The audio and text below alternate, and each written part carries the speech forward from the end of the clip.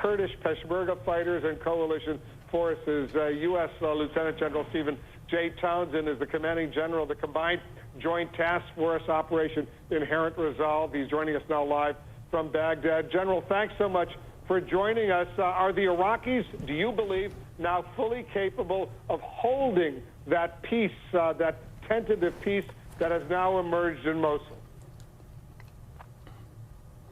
Thanks, Wolf. Well, first of all, I think the global coalition that fights ISIS here would like to congratulate Prime Minister Abadi and all the Iraqi security forces on their historic victory in Mosul against an evil enemy, while also making extraordinary efforts to safeguard civilian lives.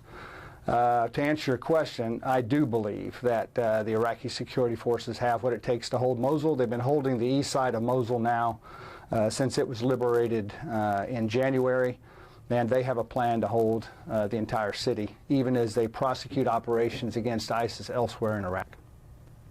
So what do they need to do now specifically, and what will the U.S. involvement be to prevent ISIS from returning to Iraq's second largest city?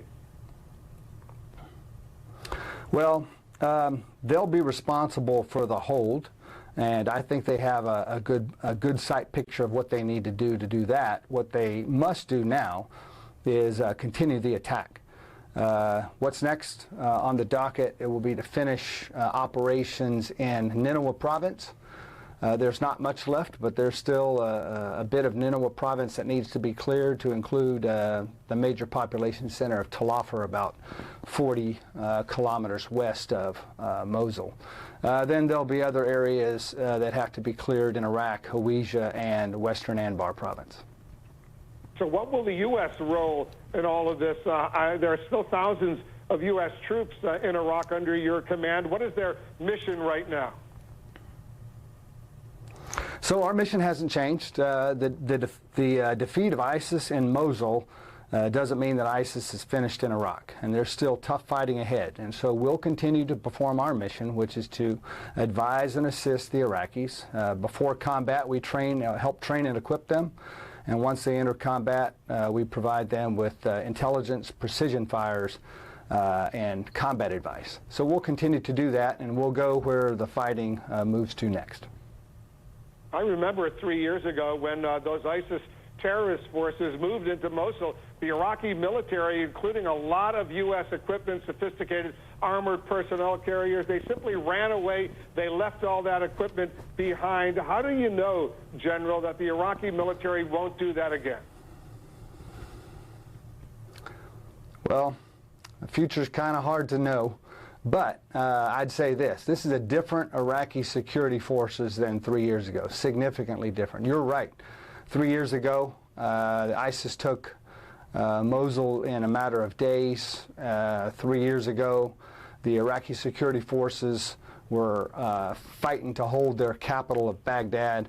And today, they just concluded a major victory 400 kilometers from their capital. They fought for 9 months without respite, and they took this second largest city in Iraq back. This is a very different army and security forces than existed 3 years ago. How much tension is there, General, between the Iraqi Shia, the Sunni, and the Kurds right now? Because if you really want a united country, all of these elements of the Iraqi population need to work together. Are they? Yeah, well, the more than 40,000 Iraqi security forces operating in Nineveh today are comprised of Shia Iraqis, Sunni Iraqis, Kurds, Christians, Turkmen, others. So I'd say they're pretty united right now. There's a lot of celebrating going on Iraq-wide right now, started yesterday.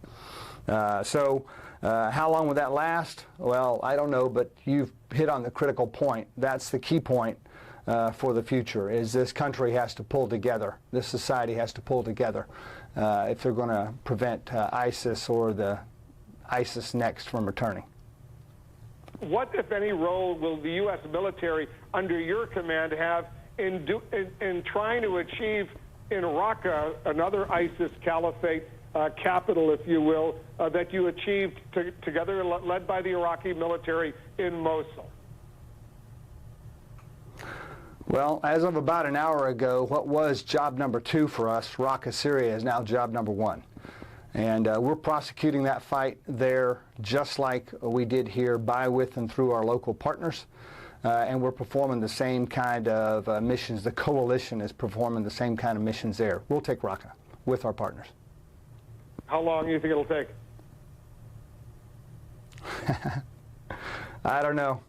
I predicted that. I'm not too good at these predictions. I predicted that it would take about 6 months to take Mosul. It took just shy of 9 months, a few days shy of 9 months. So I won't hazard a guess as to how long it'll take Raqqa. General Townsend, thanks so much for your service. Thanks so much for joining us. Thanks, Wolf.